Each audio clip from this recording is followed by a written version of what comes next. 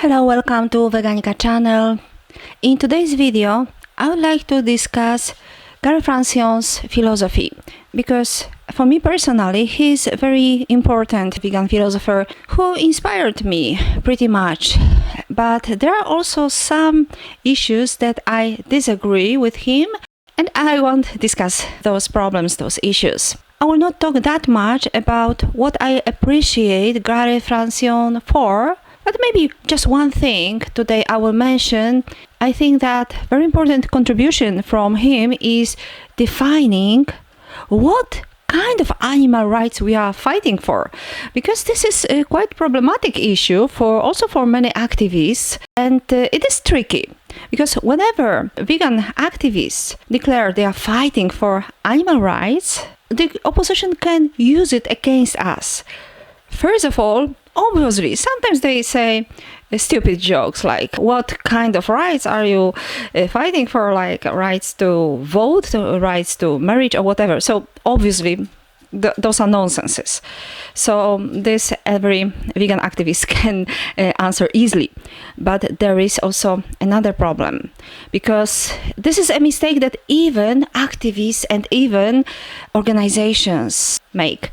Very often they declare that they fight for right to life, because if they declare this, then the farmers and anti-vegans can easily use this argument against us, because they can always say that to have this right to life, first an animal must be born, and suddenly they are the best, they are life providers.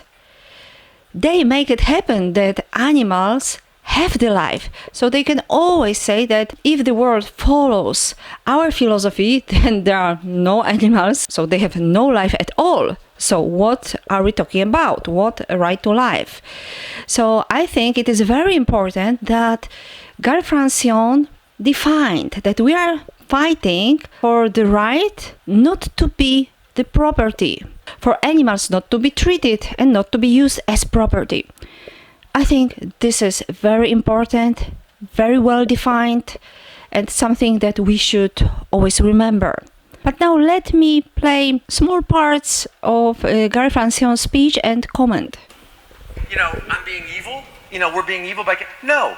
I'm sure that they have bought into Singer. I actually wrote an article about this last year. That I'm sure that they're buying into Singer's view, that animals. If you kill an animal and you kill the animal in a relatively painless way, you're not harming the animal, because death isn't a harm to the animal. The animal does not have a sense of his or her life. She has no interest in continued existence. She only has an interest in not being made to suffer pain, distress, fear. But she has no interest. She has no interest in her life. I think that that's wrong. As a matter of fact, I think that's incredibly speciesist. And when I get to that section of the talk, I will explain.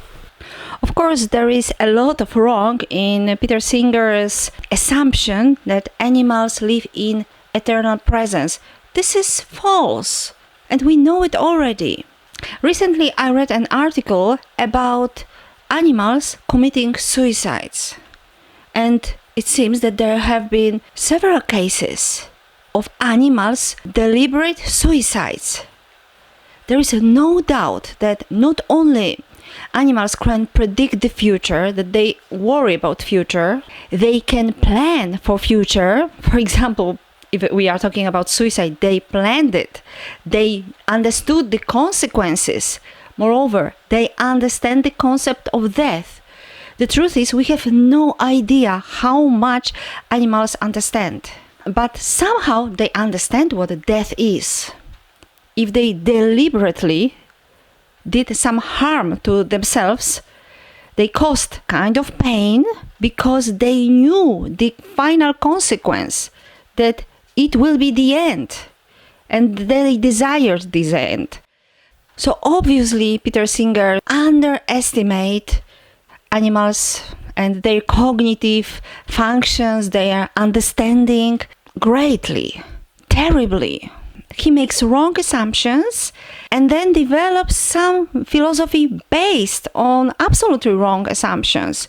But at the same time, I also disagree with Gary Francione, because while making the opposition to Peter Singer and claiming that animals have interest in continuing life, whether they understand the concept of future or not, I must say that this is assumption based on nothing.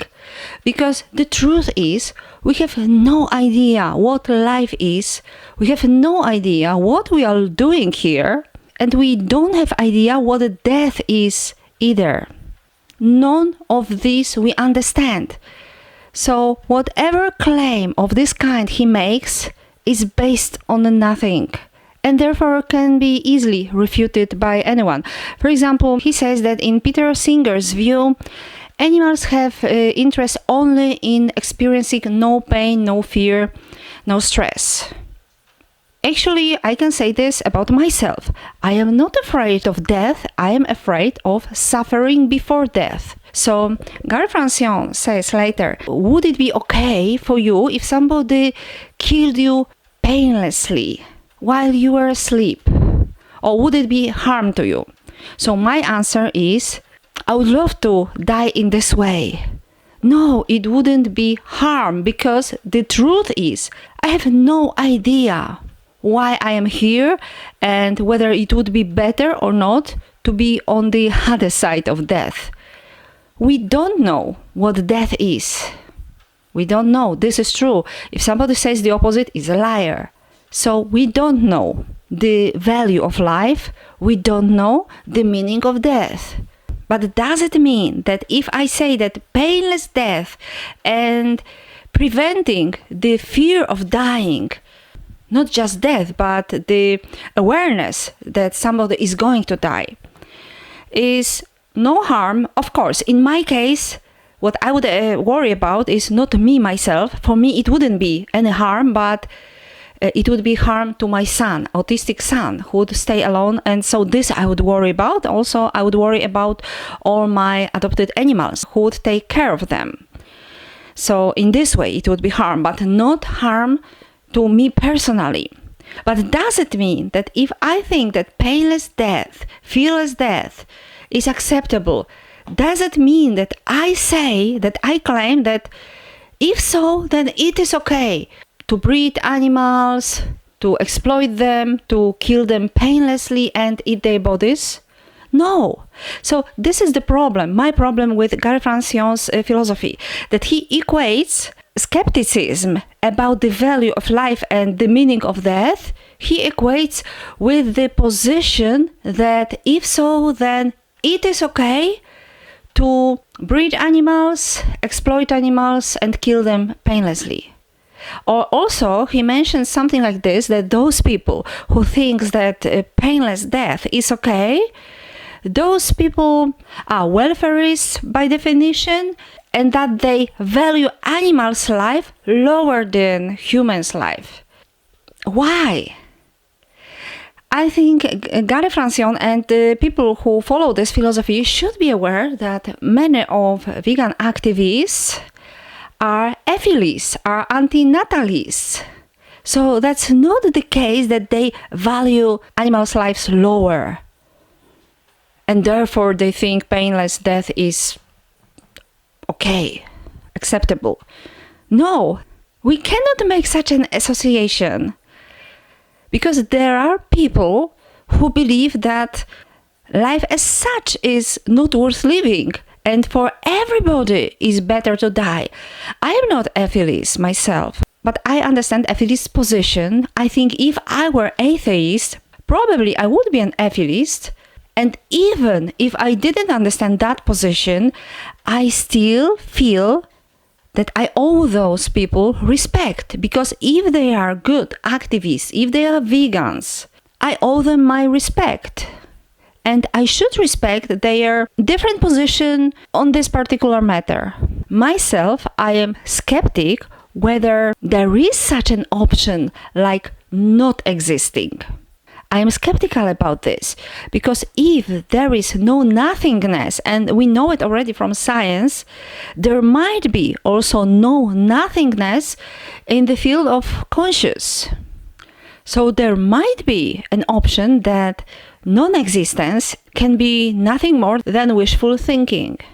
But what I want to emphasize in this episode especially is that if somebody is not sure whether painless death is a tragedy or just acceptable thing, doesn't mean, absolutely not, that we would agree to treat animals as property or lower than humans. No. I have another reason not to grant the right for farmers to breed animals. Not because if they kill animals, it is harm to them. Maybe it is harm, maybe it is not. But in my opinion, if you respect animal as a person, if you notice who he or she is, if you have deep respect for consciousness, and if you also have respect for the unknown truth to be discovered actually after death, because until we die, we have no idea what life is, what death is. And therefore, we should respect the unknown. And if you have this respect, if you are aware that you don't know who you are, you don't know who this person, this piggy person is, you have no idea who he or she is, then you know that you have no right to decide about his or her life and death. This is something beyond you, something much bigger than you, the mystery that you only should respect. So the only possibility and obligation for anyone who breeds animals, who brings any conscious living being on earth, is to protect it. Protect it. To value at the same level as they value themselves. This is a new consciousness that you are responsible for. So the obligation, the moral imperative for the farmer would be to protect the chicken, the pig he brought to the existence with all the resources they have until their natural death or euthanasia if necessary, with huge respect as conscious being deserves. I will continue on this topic and Gary Francione's philosophy, but please leave me some comment, leave some reaction. I want to have a conversation with you. Thank you very much and see you next time.